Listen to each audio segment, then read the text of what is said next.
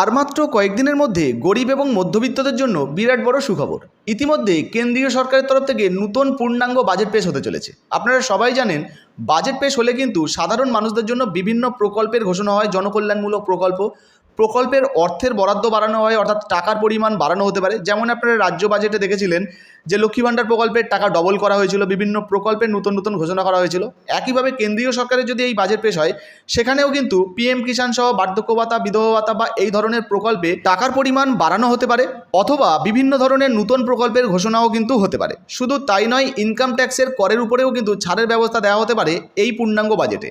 তো বর্তমানে কবে কেন্দ্রীয় সরকারের এই পূর্ণাঙ্গ বাজেট পেশ হতে পারে এবং কোন কোন প্রকল্পের সুবিধা দেওয়া হতে পারে বা কোন কোন ঘোষণা হতে পারে এই বাজেটে, সমস্ত কিছু এই ভিডিওতে জানাবো। তাই ভিডিওটা একটু স্কিপ না করে পুরো দেখুন। আপনি যদি আমাদের চ্যানেলে নতুন আসেন, অবশ্যই চ্যানেলটিকে সাবস্ক্রাইব করে পাশের বেল আইকনটিকে অন করে রাখবেন এই ধরনের গুরুত্বপূর্ণ ভিডিও সবার আগে পাওয়ার জন্য।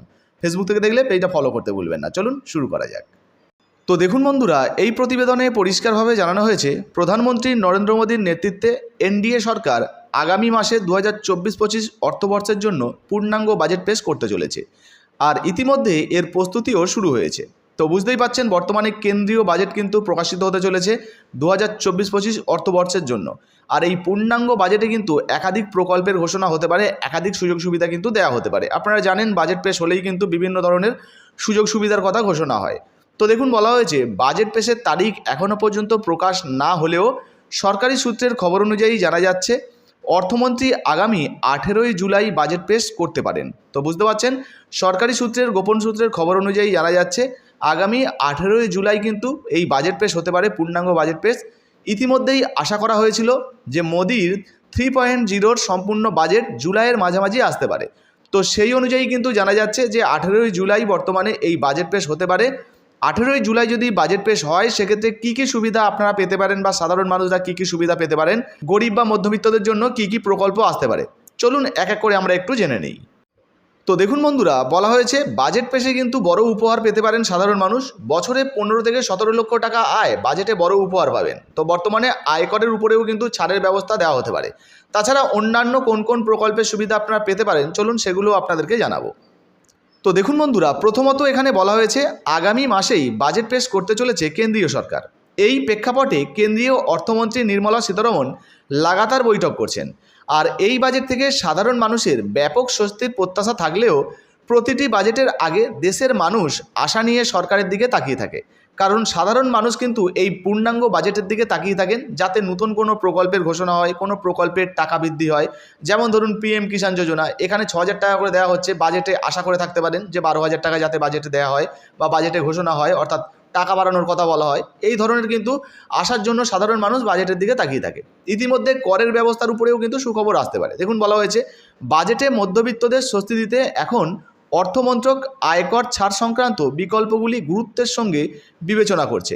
প্রধানমন্ত্রী মোদী সম্প্রতি তার ভাষণে বলেছিলেন যে মধ্যবিত্তরা দেশের উন্নয়নের চালক এবং তাদের কল্যাণ ও সুবিধা আমাদের অগ্রাধিকার। তো বলা হয়েছে, দেখুন বাজেটে সরকারের কিন্তু জোরদার প্রস্তুতি চলছে। চাকরিজীবীরা এই বাজেটে মোদী সরকারের কাছ থেকে আয়করের ছাড়ের আশা ইতিমধ্যেই কিন্তু করতে শুরু করেছেন। অর্থমন্ত্রক সূত্রে জানা গেছে সরকার নতুন কর ব্যবস্থায় পরিবর্তন আনতে পারে, অর্থাৎ ইনকাম ট্যাক্সের উপরে কিন্তু নতুন পরিবর্তন আসতে পারে। বলা হয়েছে, দেখুন জানা গেছে যে সরকার বার্ষিক 15 থেকে 17 লক্ষ টাকা আয়কারীদের জন্য আয়করের হার কমানোর কথা ভাবছে। সরকার নতুন করে আরও বেশি সংখ্যক মানুষকে এই কর ব্যবস্থার আওতায় আনারও চেষ্টা করছে। বলা হয়েছে, দেখুন জানা গেছে যে গত মেয়াদে মোদী সরকার নতুন করে কর ব্যবস্থা চালু করেছিল। নতুন কর ব্যবস্থাকে জনপ্রিয় করতে সরকার এতে ক্রমাগত পরিবর্তনও করছে। এখন যারা বাৎসরিক 15 থেকে 17 লক্ষ টাকা আয় করেন, তাদের জন্য যদি নতুন এই কর ব্যবস্থার অধীনে কম করের বিধান করা হয়, তবে এটি বৃহৎ পরিসরে মানুষকে স্বস্তি দেবে। তো সেই জন্যই বলা হয়েছে, দেখুন নতুন কর ব্যবস্থার স্ল্যাব কিন্তু সরকারের তরফ থেকে আনা হতে পারে। বলা হয়েছে নতুন কর ব্যবস্থায় বাৎসরিক 3 লক্ষ টাকা বেতনের উপর কোনো কর নেই। এরপরে 3 থেকে 6 লক্ষ টাকা পর্যন্ত যারা ইনকাম করেন তাদের উপরে কিন্তু 5% এবং 6 থেকে 9 লক্ষ টাকা পর্যন্ত যারা আয় করে তার উপরে 10%, 9 থেকে 12 লক্ষ টাকা আয়ের উপর 15% এবং 12 থেকে 15 লক্ষ টাকা আয়ের উপরে 20% ধার্য করা হয় এই কর। এবং 15 লক্ষ টাকার উপরে যাদের ইনকাম বাৎসরিক, তাদেরকে কিন্তু 30% কিন্তু 15 লক্ষ টাকার উপর থেকে কর দিতে হয়। এর বাইরে 4% স্বাস্থ্য ও শিক্ষা শেষ হিসাব ধরা হয়। তো বুঝতে পারছেন ইতিমধ্যে যে বাজেট পেশ হবে, পূর্ণাঙ্গ বাজেট 18 জুলাই যেটা পেশ হওয়ার সম্ভাবনা রয়েছে। এই বাজেটে কিন্তু যারা মূলত ইনকাম ট্যাক্স দিয়ে থাকেন তাদের জন্য বড় সুখবর আসতে পারে। ইনকাম ট্যাক্সের উপরে নতুন কিন্তু করের স্ল্যাব আসতে পারে। এবার অনেকেই হয়তো আপনারা বলবেন, শুধুমাত্র কি ইনকাম ট্যাক্সের উপরেই এই ঘোষণা হতে পারে? একটা বাজেট কি শুধুমাত্র ইনকাম ট্যাক্সের উপরে হয়? আপনাদেরকে জানিয়ে দিই বন্ধুরা, না, শুধুমাত্র কিন্তু একটা বাজেট ইনকাম ট্যাক্সের উপরে নির্ভর করে হয় না। আমাদের দেশে যে সমস্ত ধরুন প্রকল্পগুলো রয়েছে, যে সমস্ত উন্নয়নমূলক কাজগুলো রয়েছে, তার সমস্ত কিছু হিসাব নিকাশ এই বাজেটে ধরা হয় এবং সেই অনুযায়ী কিন্তু ঘোষণা করা হয়। যেমন ধরুন পিএম কিষাণ যোজনা। এই পিএম কিষাণ যোজনাতে যে সমস্ত কৃষকরা আবেদন করেছেন, ইতিমধ্যে যারা 6,000 টাকা বছরে পাচ্ছেন, এই বাজেটে যদি ঘোষণা হয় সেক্ষেত্রে পিএম কিষাণের টাকাও কিন্তু বাড়তে পারে। 6,000 টাকার বদলে 12,000 টাকাও কিন্তু হতে পারে, বাজেটে কিন্তু সেই ঘোষণা হতে পারে। কারণ এর আগের বাজেটে কিন্তু আমরা দেখেছিলাম যে পিএম কিষাণের এই টাকা বাড়ানো নিয়ে একটা ইতিমধ্যে কিন্তু কথা উঠেছিল। যদিও টাকা বাড়েনি, তবে এই পূর্ণাঙ্গ বাজেটের উপরে কিন্তু অনেকেই আশা করছেন যে পিএম কিষাণের টাকা বাড়বে। শুধু তাই নয়, পিএম কিষাণের পাশাপাশি ধরুন 100 দিনের কাজ, প্রধানমন্ত্রী আবাস যোজনার বাড়ি, এই ধরনের আরও যে সমস্ত প্রকল্পগুলো রয়েছে, এই সমস্ত প্রকল্পের টাকা দেওয়া বা এই সমস্ত প্রকল্পের টাকা বাড়ানোর কথাও কিন্তু ঘোষণা হতে পারে। শুধু তাই নয় বন্ধুরা, নতুন নতুন প্রকল্পেরও কিন্তু ঘোষণা হতে পারে।